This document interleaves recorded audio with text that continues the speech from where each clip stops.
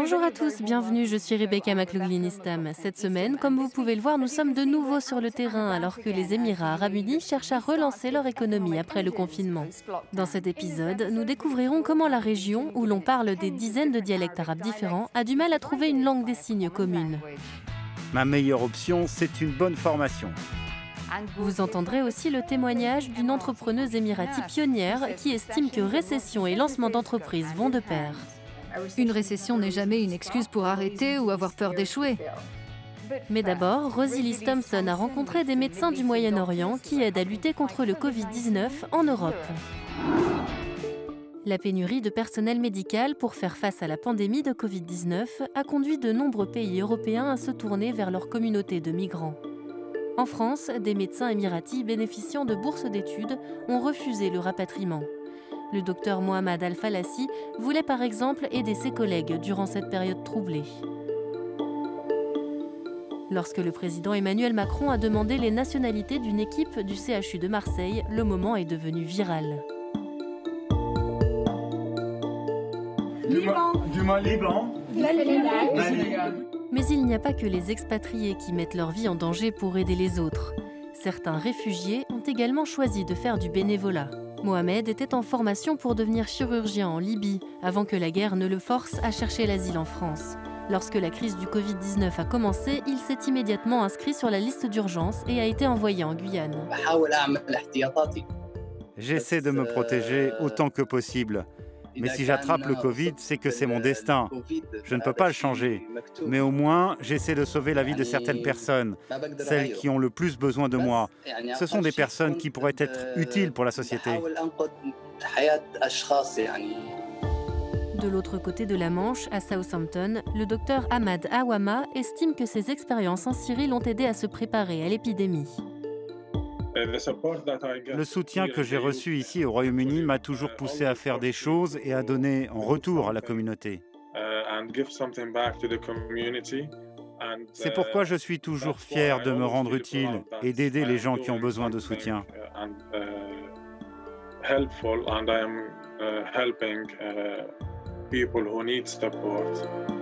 Dans toute l'Europe, la conversion d'une licence médicale est un processus long et coûteux. Il a fallu 4 ans à Ahmad pour obtenir les qualifications nécessaires pour exercer comme médecin au Royaume-Uni. Quant à Mohamed, il attend toujours de recevoir sa licence des autorités françaises. Pour Anna Jones de l'association Refugee Aid, qui aide les professionnels médicaux réfugiés à trouver un emploi, il faudrait faire plus. En raison du Covid-19, les examens de requalification médicale ont été annulés, ce qui signifie que des centaines de médecins sont incapables d'obtenir leur certification et de retourner au travail. Donc ce que nous demandons comme alternative, c'est de donner aux gens la possibilité de travailler comme assistant médical et d'être évalués sur le lieu de travail après 6 mois sous la forme d'une évaluation clinique plutôt que d'un examen. Originaire d'Irak, Hacham est arrivé au pays de Galles à l'âge de 3 ans. Pour ce médecin, les réfugiés apportent de nombreux bénéfices à la communauté. Les personnes qui ont traversé de nombreuses épreuves ont une éthique de travail. Elles n'ont pas peur de travailler dur et de faire leurs preuves. Et si on leur donne leur chance, elles la saisissent. Ce serait dommage de ne pas profiter de gens comme ça. Et il faut leur faciliter la tâche pour qu'ils puissent venir. Les réfugiés et les migrants travaillent main dans la main avec leurs collègues européens pour lutter contre le Covid-19 et sauver des patients, surtout le vieux continent.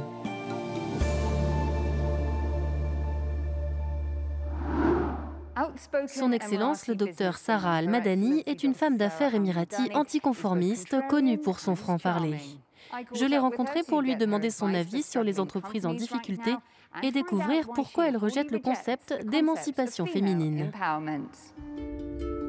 Dès son plus jeune âge, cette entrepreneuse a été convaincue que ses idées pouvaient rapporter gros.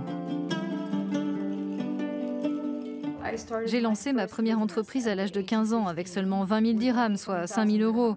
Depuis, je suis financièrement indépendante et je ne vis plus aux dépens de ma famille. Depuis, Sarah Al-Madani a touché à de nombreux domaines, comme l'alimentation, la mode ou la technologie. Elle conseille aux entrepreneurs de la région de se lancer, car une récession mondiale est, selon elle, le moment idéal pour faire le grand saut. Avec la pandémie, de nombreuses entreprises ont fait faillite. Donc elles ont quitté la partie. Elles ont laissé un espace immense pour du sang neuf, de nouvelles idées et beaucoup de créativité. Sarah a suivi son propre conseil. Alors qu'elle était confinée avec sa famille, elle a lancé une entreprise appelée Alaï. C'est une plateforme qui permet aux fans de se connecter à leurs célébrités préférées pour leur demander des messages personnalisés. C'est amusant. C'est la première plateforme du genre dans la région et nous sommes très enthousiastes. Sarah se décrit comme une rebelle qui aime prendre des risques, mais toujours avec beaucoup d'ambition et de positivité.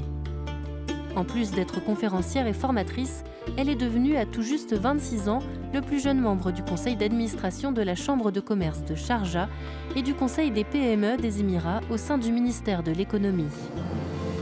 Lorsqu'elle coache les autres, Sarah Al-Madani fait preuve d'une grande honnêteté quant aux défis qu'elle a rencontrés sur son chemin, comme en 2013 lorsqu'une entreprise lancée avec un ami a fait faillite.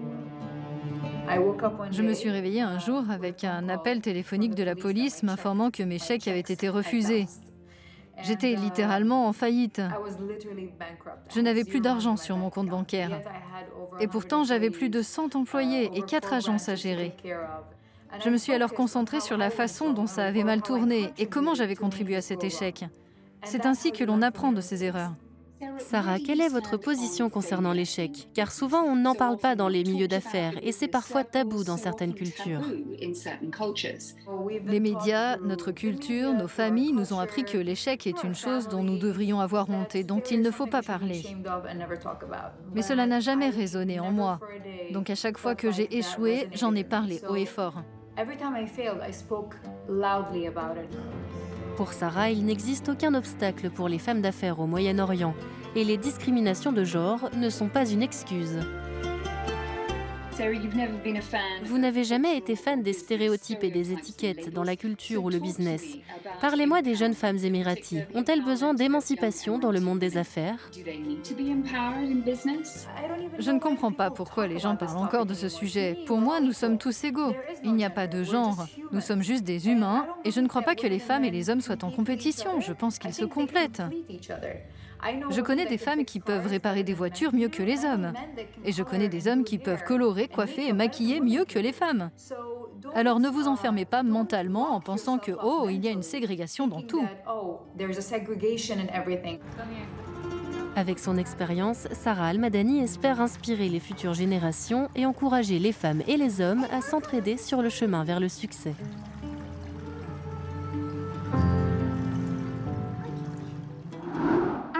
La langue arabe est riche et variée au Moyen-Orient et en Afrique du Nord, ce qui pose quelques problèmes à ceux qui utilisent la langue des signes. Comme nous l'explique Salim Saïd, l'évolution des langues n'est que le reflet des temps qui changent. Selon la Fédération mondiale des sourds, ou WFD, on compte environ 72 millions de personnes sourdes dans le monde qui utilisent plus de 300 langues des signes différentes. En 2018, les Émirats arabes unis ont lancé leur premier dictionnaire de langue des signes, mais ils ont été confrontés à plusieurs défis, comme un vocabulaire des signes limité ou encore les nombreuses variantes de la langue des signes émirati. Les personnes sourdes vivent dans tout le pays et pratiquent différents dialectes des signes. Donc pour développer un langage unifié, nous avons collecté des informations auprès de 100 personnes de 60 régions différentes. Ils ont ainsi inventé des signes spécifiques pour la coiffe des hommes, appelée goutra, pour le henné ou pour le parfum de oud, dans un dictionnaire d'environ 5000 mots. La langue des signes se développe à partir de la culture de ce que les gens vivent et voient autour d'eux pour communiquer, comme la manière de dire café aux Émirats qui est différente de celle utilisée dans d'autres langues des signes arabes, notamment au Levant. Le premier dictionnaire de la langue des signes arabes unifié a été publié en 2001, sous l'impulsion de gouvernements et d'organisations qui souhaitaient normaliser la langue dans toute la région pour améliorer l'éducation et la programmation télévisuelle.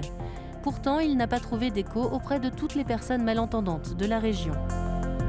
La langue des signes arabes unifiée est un système artificiel créé par un comité qui exclut les langues des signes indigènes du Moyen-Orient. Nous avons plutôt besoin d'une accessibilité linguistique et de ressources éducatives appropriées afin de renforcer les communautés de sourds et de malentendants.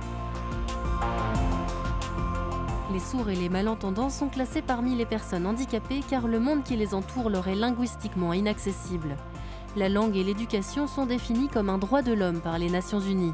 Pourtant, jusqu'à 80% des personnes sourdes dans le monde ne reçoivent aucune éducation, selon la DCE. Toutefois, avec les bons outils tels que les sous-titres, les vidéos et les interprètes, les personnes sourdes pourraient entrer plus massivement sur le marché du travail mondial.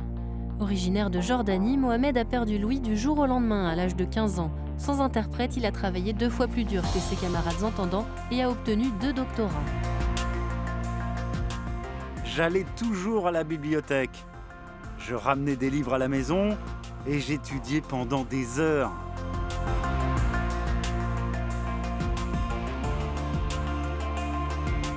Je suis sourd dans un monde d'entendants. J'ai donc réalisé que si je voulais avoir une bonne vie, alors ma meilleure option était d'avoir une bonne formation. Son travail a porté ses fruits et Mohamed enseigne désormais les mathématiques et les sciences à Washington, D.C. Son université enseigne également en langue des signes, une particularité qui, beaucoup l'espèrent, deviendra un jour la norme dans le monde de l'éducation. C'est ici que nous devons nous quitter. Nous espérons que cette émission vous a plu et n'oubliez pas que vous pouvez revoir tous nos épisodes en ligne sur euronews.com. Avant de nous dire au revoir, voici quelques posts Instagram qui ont retenu notre attention cette semaine. Prenez soin de vous et à la prochaine.